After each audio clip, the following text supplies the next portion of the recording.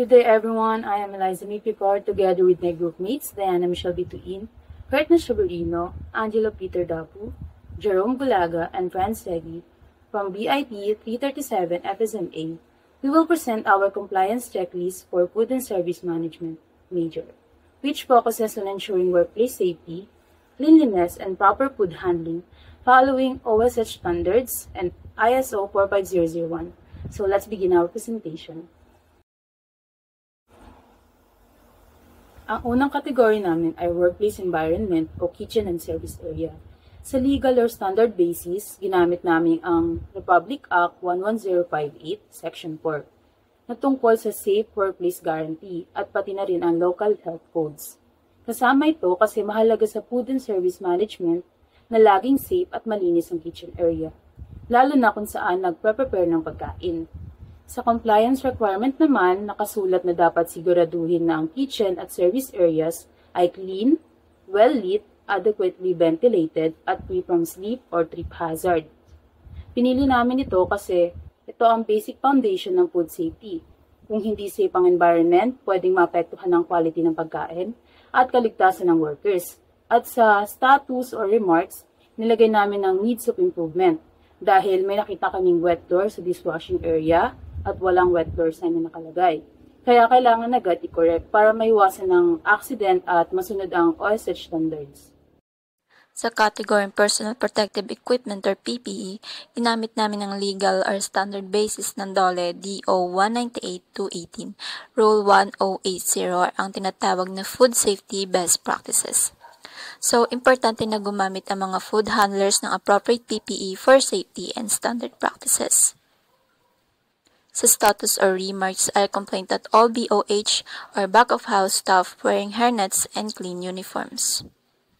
It relates to our major which is food and service management dahil importante ito kasi part ito ng food safety and hygiene na dapat naming malaman at i-apply sa workplace para masigurado na safe ang food, preparation, and services.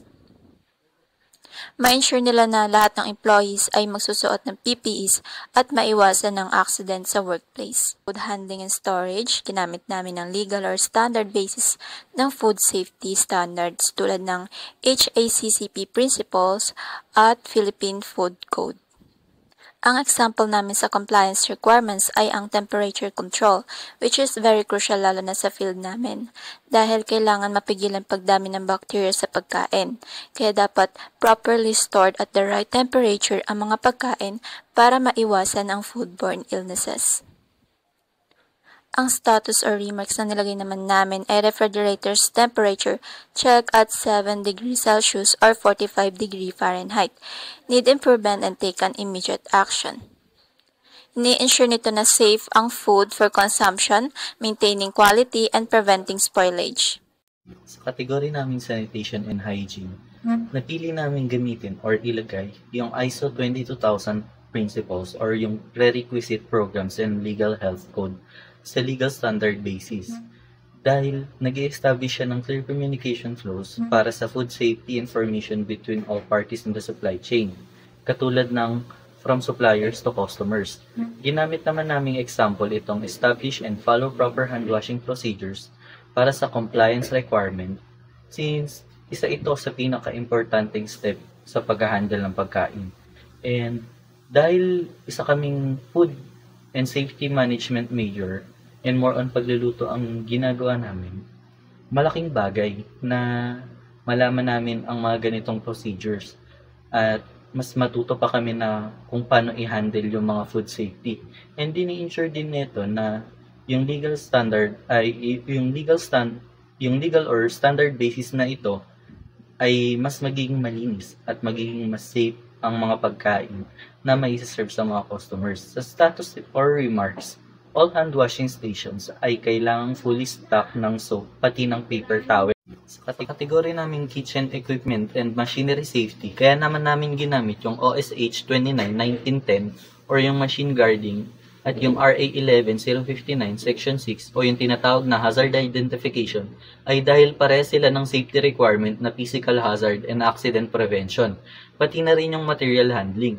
Ginamit naman naming example para sa compliance requirement is yung pagkakaroon ng mga safety guard ng mga machines or tools lalo na sa mga matutulis o matatalim na bagay. Meron ding tinatawag na lockout, tag-out or loto. Kaya rin namin siya inilagay dahil isa siyang procedure na magagaranti ng safety ng mga personnels mo sa mga aksidente. And as an FSM student naman, malaking bagay na matutunan itong mga bagay na to. Since maraming tools and equipment ang ginagamit namin na matutulis or matatalim na pwedeng mag-cause ng aksidente, mahalaga rin malaman ng mga FSM students kung paano i-handle ang mga ganitong bagay. Ani-ensure naman ng legal or standard basis na to ang safety ng bawat personnel and ini-ensure niya rin na mag-prevent ng mga accidents sa workplace. Sa remarks naman is lahat ng slicer or pang-slice is need ng safety guard and yung lotto procedure ay kailangang nakapost. Sa kategorya ang Clause 6.1 ng ISO 45001, tinitiyak nito ang kaligtasan ng bisita at empleyado sa mga lugar tulad ng paghahanda ng pagkain, housekeeping at sa mga operasyon ng kaganapan. Sinusuportahan nito ang legal na pagsunod sa mga batas sa kalusugan at kaligtasan sa trabaho, habang isinusulong ang kahusayan sa kaligtasan sa pamamagitan ng patuloy na pagbubuti sa pamamagitan ng pagsunod sa clause na ito. Ang mga negosyo ng hospitality ay lumilikha ng isang ligtas, mahusay at mapagkakatiwalaang kapaligiran para sa lahat. Ang Section 6 ng RA 11058 an Act is strengthening compliance with occupational safety and health standard ay nagbibigay diin sa kahalagahan ng impormasyon at pagsasanay para sa lahat ng manggagawa. Ang probisyong ito ay sinama upang matiyak na ang mga empleyado ay wastong nakatuon sa sinanay na tungkol sa mga panganib na lugar ng trabaho, mga pamamaraan sa kaligtasan at kanilang mga karapatan at responsibilidad. Nakaka-relate din ang aming medyo dito sapagkat kinakailangan din namin ng sapat na kaalaman sa aming mga ginagawa sa aming laboratory, kaya nagkakaroon kami ng Category training. Fire Safety and Emergency Preparedness. Yung ginamit naming legal basis is ISO 45001 Clause 8.2. Kasi dito, ina-identify at kinokontrol nito ang mga potential risks ng mga workplace o kahit sang lugar para ma-prevent yung accidents at injuries. Sa compliance requirements, lahat ng fire extinguisher na Type K ay accessible kasi accessibility allows fast action and monthly inspection ensure readiness for any fire emergency. Ang kailangan, maluwag ang fire exit para sa mas mabilis na paglikas ng mga tao and to reduce the number of injuries during fires. Napakahalaga ng fire extinguisher especially sa amin since FSM kami, madalas kaming magluto na sa high risk area kami lalo na sa sunog dahil sa mga cooking oil.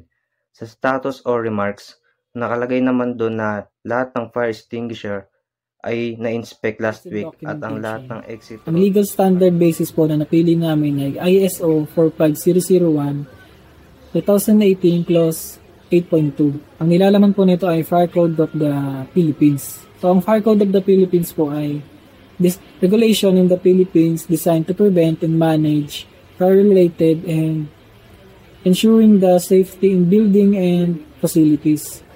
Next po is compliance requirements.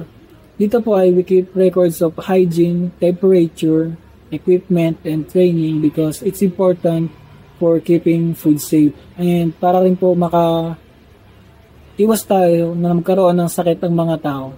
And last po is status and remarks. Dito po ay naka-indicate naman po na there were no accidents or food safety complaints recorded this week and all daily logs are completed. That's all po. Thank you.